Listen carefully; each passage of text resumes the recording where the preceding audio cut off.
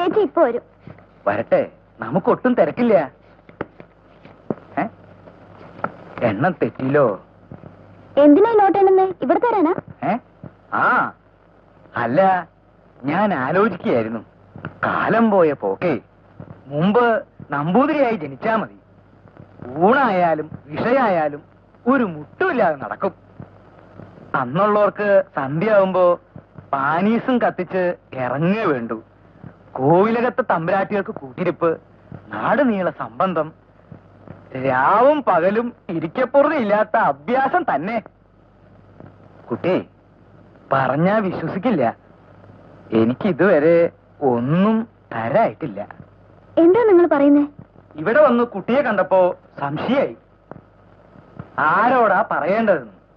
ഏതായാലും ഇന്ന് മൂത്ത ആളെ ഉദ്ദേശിച്ചാ വന്നത്. ഞാൻ കുളിക്കായിരുന്നു തിരുമേനി. വിശേഷായി, ശുദ്ധായല്ലോ. ഞാൻ കാലത്ത് തിരുവാച്ചലിൽ പോയി വിസ്തരിച്ചു കുളിച്ചു, കൃഷ്ണന്റെ അമ്പലത്തിൽ തൊഴുതു. ഞാൻ പോവാ ചേച്ചി. സാറ അയച്ചാണോ തിരുമേനി? ഏയ്, ഞാൻ അങ്ങനെ. കാപ്പി എടുക്കട്ടെ? അതൊക്കെ കഴിഞ്ഞിട്ട് മതി, നന്ന ക്ഷീണുണ്ടാവൂലോ. അപ്പോ എന്ത് കഴിയാൻ? ആദ്യം ഇതങ്ങോട്ട് വാങ്ങിക്കൂ. എന്താ ഇത്? നാടാടെയാണേ, അപ്പൊ പിന്നെ പ്രതിഫലം എന്ന് പറയാൻ വയ്യ, ഒരു ദക്ഷിണയായിട്ട്. തിരുമേനി, ഇനി താമസിക്കരുത്, എന്റെ ഉടല് വിറക്കണു. വിടാൻ പൈസ പോരായിട്ടാണോ? എന്നുവെച്ചാൽ ഞാൻ പിന്നെ ഇറങ്ങിപ്പോണം. അതെന്താ അങ്ങനെ? പാവമാണ് തിരുമേനി. ആ പോലീസ് ഇൻസ്പെക്ടർ അടക്കം നാടൊട്ടു പോവാല്ലേ? ഒന്നില്ലെങ്കിൽ ഞാനൊരു ബ്രാഹ്മണനല്ലേ? ബ്രാഹ്മണന്റെ മഹത്വം എന്നോട് പറയരുത് തിരുമേനി. ഊട്ടുവരയിൽ ഊൺ പണവും കൊടുത്ത് ബ്രാഹ്മണനെ സൽക്കരിച്ച ഒരു കോവിലകത്താൻ ഞാനും ജനിച്ചത്. എന്റെ അച്ഛനും ഒരു നമ്പൂതിരിയായിരുന്നു. നേമടിയും മാലിക്കാനും പോയി, നാലുകെട്ടിൽ പട്ടിണിയായപ്പോൾ എന്റെ അമ്മയുടെ സംബന്ധക്കാരനും പോയി എന്റെ 7ാം വയസ്സിൽ. പിന്നീട് ഞാൻ എന്റെ അച്ഛൻ തിരുമേനിയെ കണ്ടിട്ടില്ല. എടവണ്ണ പാലൂര് മനയ്ക്കൽ കിടന്ന് ഈടെ അങ്ങേര് നരകിച്ച് ചത്തെന്ന് ഞാൻ കേട്ടു. എന്റെ ഇല്ലത്തോ? അപ്പൊ കുട്ടി കുറ്റല്ല, നാടനീളെ സംബന്ധമായിട്ട് നടന്ന നിങ്ങളുടെ കാരണവന്മാർക്ക് എവിടെയൊക്കെ കുട്ടികളുണ്ടായെന്ന് അറിയൂ.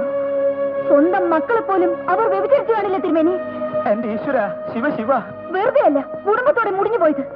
കുട്ടി എന്നോട് ക്ഷമിക്കൂ, ഞാൻ അറിയാതെ. എനിക്കറിയാം തിരുമേനി, സ്വജാതിയിൽ എന്റെ അച്ഛന് പിറന്ന 6 പെൺമക്കൾ ആ മനയിൽ ഇപ്പോഴും ഉണ്ടെന്ന്. മൂത്ത് നരച്ച് പട്ടിണി ഇടുന്ന് നരകിക്കുന്ന അവർക്കൊക്കെ കൊടുക്കൂ ഈ കാശ്. വ്യഭിചരിക്കാനല്ല, ഒരു നേരത്തെ ആഹാരത്തിന് ഈ അപ്പൻ നമ്പൂതിരിയുടെ ദാനമായിട്ട് റേഷനരി വാങ്ങിക്കാൻ.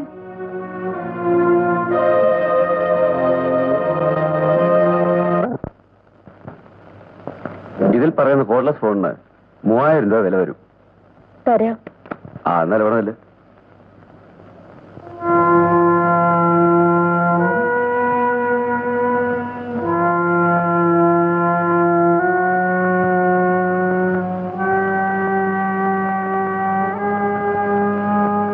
നീ ഏതാ മോളെ? നിന്റെ ഇവിടെ കണ്ടിട്ടില്ലല്ലോ.